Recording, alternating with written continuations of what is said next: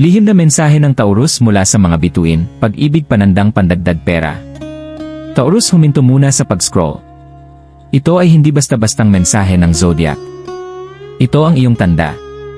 Sa nakalipas na ilang linggo, nagpapanggap kang okay ka. Ngumingiti. Nagtatrabaho. Nanatiling matatag. Pero sa kaibuturan ng iyong puso, pagod na sa paghihintay ng pagmamahal para maramdaman ang seguridad, pagod na sa panonood ng pera na dumarating at nawawala, pagod na sa pagtatanong kung kailan darating ang iyong katatagan. At narito ang kakaibang bahagi. Pakiramdam mo may nagbabago. Isang tahimik na pagbabago. Isang nakatagong galaw. Parang inihahanda ng universo ang isang bagay sa likod ng eksena. Hindi ka naghirap ng walang dahilan. Hindi ka umiyak ng walang dahilan. Hindi ka nanatiling tapat ng walang dahilan. Pinagmamasdan ng mga bituin ang iyong pagtitiis.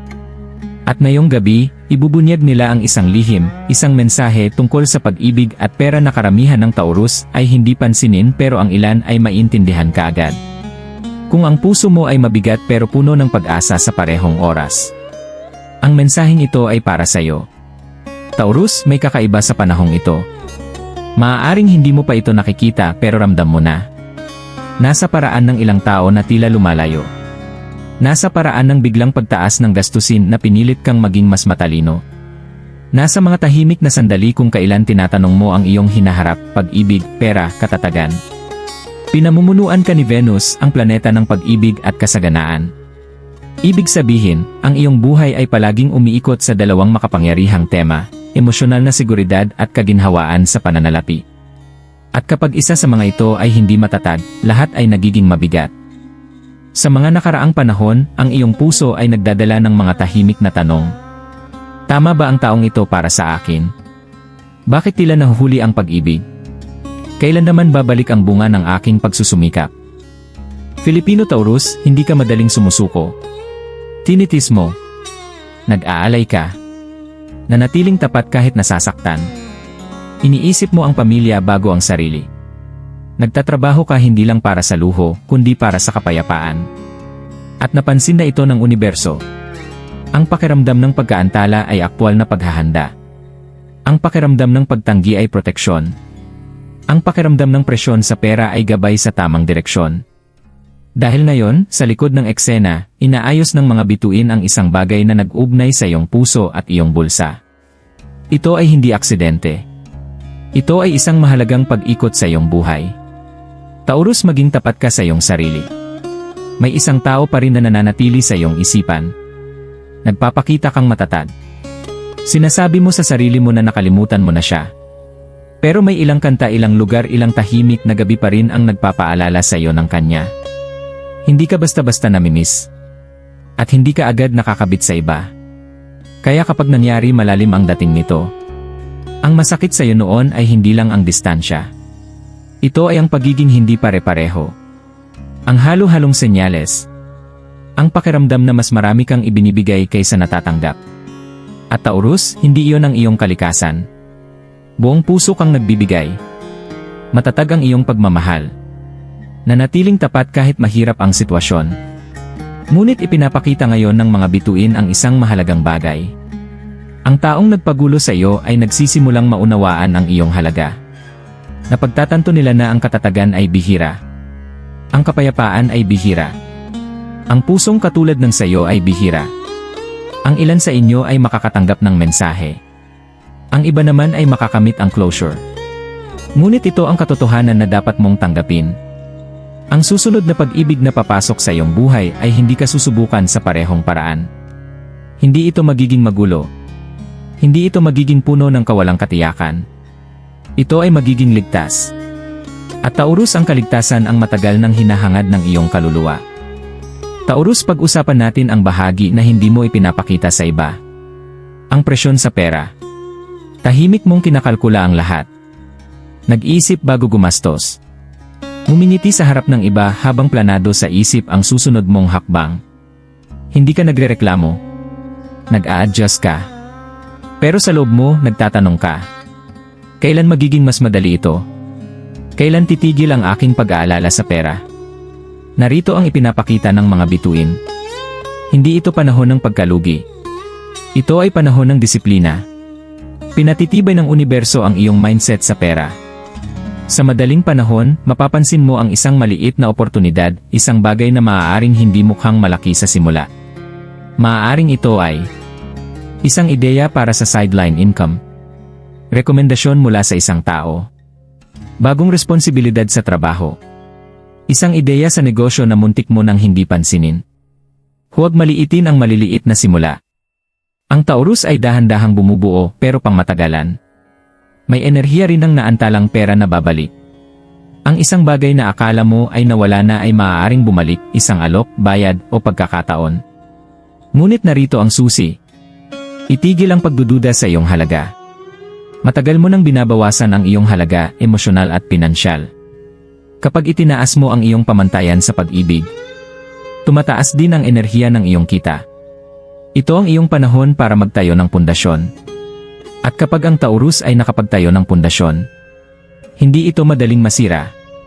Taurus, narito ang isang lihim na nais marinig sa iyo ng mga bituin. Magkaugnay ang iyong puso at iyong bulsa. Kapag mabigat ang pag-ibig, bumabagal ang enerhiya ng pera. Kapag hindi maayos ang iyong damdamin, tila naantala ang mga oportunidad. Kaya ngayon, hinihiling ng universo sa iyo, pagalingin muna ang iyong puso. Bitawan ang nakaraan. Bitawan ang pagsisisi. Bitawan ang mga bagay na hindi na nakakatulong sa iyo. Dahil sa sandaling gawin mo ito, magbubukas ang mga pinto. Darating ang hindi inaasahang biyaya. Lilitaw ang mga oportunidad na hindi mo pa nakikita. Maaaring maliit ang ilan sa mga ito, isang mensahe mula sa taong akala mo ay wala na, pagbabalik ng perang inutang mo, bigla ang tip o bagong kliyente sa trabaho.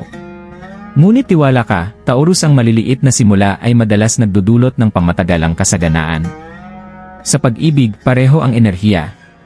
Ang kapayapaan at katatagan na nililikha mo para sa iyong sarili ay mag-akit ng taong rerespetuhin at pahahalagahan ang iyong puso. Walang kaguluhan.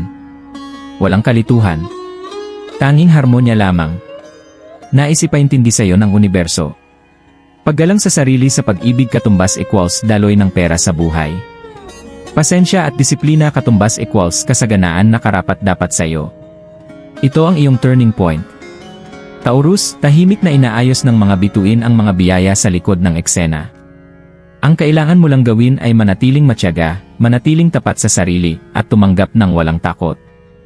Dahil inihahanda ng mga bituin ang isang bagay na mas malaki kaysa sa iyong iniisip, para sa parehong puso at bulsa mo. Taurus, sa lalong madaling panahon, magpapadala sa iyo ng senyales ang universo.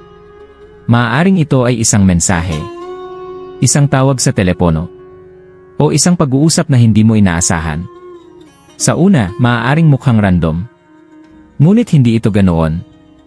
Ito ang sandali kung kailan magsisimulang magbago ang iyong kapalaran. Sa pag-ibig, maaaring mailalapit sa iyo, isang pamilyar na puso, o kahit isang bagong koneksyon na malalim na tumutugma sa iyong kaluluwa. Ang taong ito ay magdadala ng kaliwanagan, hindi kalituhan. Kapayapaan, hindi drama. Paggalang, hindi pagdududa. Sa pera, lilitaw ang isang nakatagong oportunidad, isang proyekto, proposal, o payo na muntik mo nang hindi pansinin. Maaaring maliit ito sa simula. Ngunit taglay nito ang kapangyarihang baguhin ang iyong katatagan sa pananalapi. Taurus, kapag dumating ang mensaheng ito, huwag agad kumilos ng padalos-dalos. Huwag hayaan ang emosyon ang magdikta ng iyong tugon. Huminto. Magmuni-muni. Kumilos ng matalino. Dahil ang paraan ng iyong pagtugon ngayon ay magtatakda ng enerhiya para sa susunod na ilang buwan. Ito ang iyong cosmic reset. Magiging magaan ang iyong puso. Malilinaw ang iyong isip. At ang iyong landas sa pag-ibig at pera ay magsisimulang umayon ng perpekto sa iyong tunay na hangarin. Ipinapakita ng mga bituin. Malapit nang magbunga ang iyong pagtitiis, katapatan, at tibay. At nais ng universo na makita mo ito, malinaw, may kumpiyansa, at may tapang. Taurus, may isang babala sa iyo ang universo. Huwag gumastos ng labis, emosyonal man o pinansyal. May tendensya kang aliwin ang sarili sa pamamagitan ng paggastos o pagbibigay ng higit sa iyong natatanggap. Ngayon ang tamang panahon para magtakda ng hangganan. Ngayon ang tamang panahon para protektahan ang iyong puso at iyong yaman. Higit pa rito, hindi kailangang malaman ng lahat ang iyong mga plano. Lumipat ng tahimik. Bumuo ng tahimik. Hayaan ang iyong mga resulta ang magsalita para sa iyo.